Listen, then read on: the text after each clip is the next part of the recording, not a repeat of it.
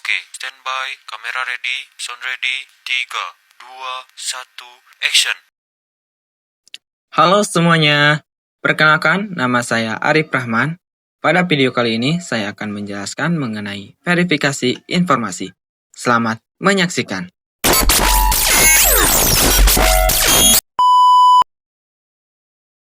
Apa sih yang dimaksud dengan verifikasi informasi itu? Yuk kita cari tahu.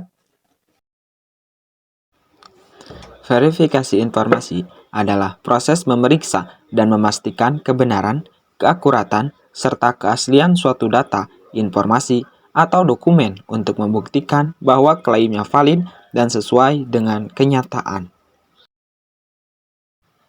Emangnya seberapa penting sih verifikasi informasi itu? Di zaman serba online kayak sekarang, penting banget buat kita ngeverifikasi informasi sebelum percaya atau nge-share ke orang lain. Dengan kita memverifikasi informasi, kita bisa mencegah penyebaran hoaks dan disinformasi itu yang bisa bikin masyarakat resah, bingung, bahkan sampai ngambil keputusan yang salah. Selain itu, verifikasi juga bantu ngelindungin keamanan data pribadi kita. Bayangin deh, tanpa verifikasi, data kita bisa disalahgunakan buat hal-hal yang bahaya, kayak pencurian identitas atau penipuan online.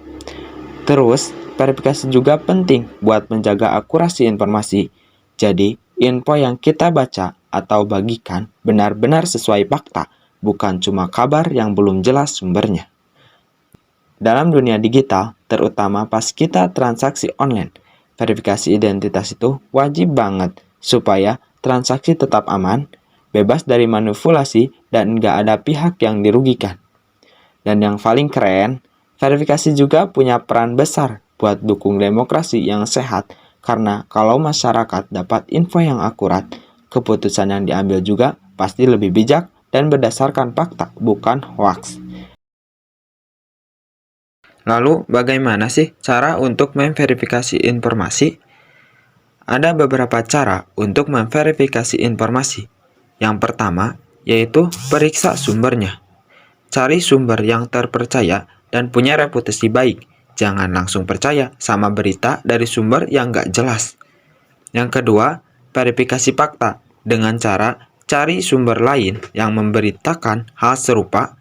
Gunakan juga situs cek fakta yang kredibel. Jangan lupa cek juga gambar dan video, siapa tahu itu editan. Ketiga, periksa detail informasi. Perhatikan tanggalnya, apakah berita itu masih relevan? Perhatikan juga gaya penulisannya, apakah meyakinkan atau malah mencurigakan.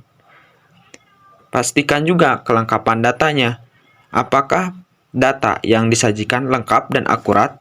Kalau ada yang kurang, jangan langsung percaya. Yang terakhir, waspadai dan bertindak bijak.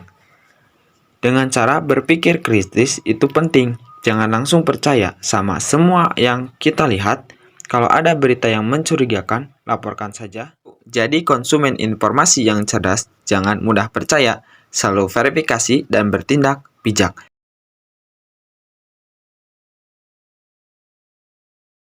Selanjutnya, ada teknik verifikasi informasi.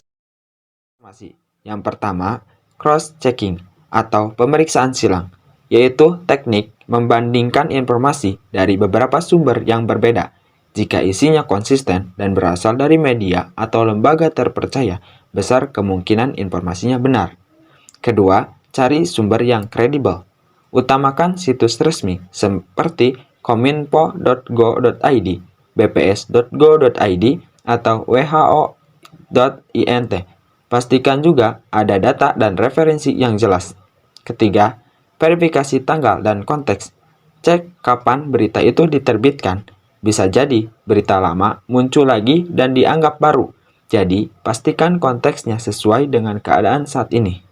Keempat, periksa foto dan video. Gunakan alat seperti Google Image Search atau TinEye untuk memastikan gambar tidak diambil dari kejadian lain. Kelima, analisis menulis atau pembuat konten. Cari tahu siapa penulisnya, apakah dia benar-benar ahli atau hanya akun anonim tanpa sumber yang jelas. Dan terakhir, perhatikan gaya bahasa. Berita hoax biasanya memakai judul sensasional, huruf kapital berlebihan, atau ajakan menyebarkan cepat-cepat, sedangkan berita kredibel memakai bahasa yang netral dan disertai data. Oke teman-teman, selanjutnya saya akan membahas satu website yang dapat membantu kita dalam proses verifikasi informasi, yaitu komdigi.go.id. Dalam menghadapi maraknya penyebaran informasi palsu di era digital, Komdigi atau Kementerian Komunikasi dan Digitalisasi memiliki peran penting sebagai lembaga yang menyediakan wadah resmi untuk klarifikasi hoaks dan pelaporan konten negatif. Melalui situs resminya komdigi.go.id, masyarakat dapat dengan mudah mencari kebenaran suatu informasi yang beredar di media sosial maupun platform digital lainnya. Nah, salah satu fitur utama situs ini adalah situs berita hoaks Komdigi yang secara rutin mempublikasikan artikel klarifikasi terhadap berbagai isu dan berita palsu yang banyak beredar di masyarakat.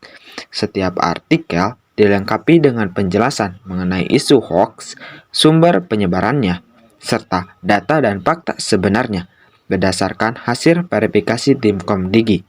Hal ini membantu masyarakat untuk tidak mudah percaya dan ikut menyebarkan informasi yang belum terbukti kebenarannya.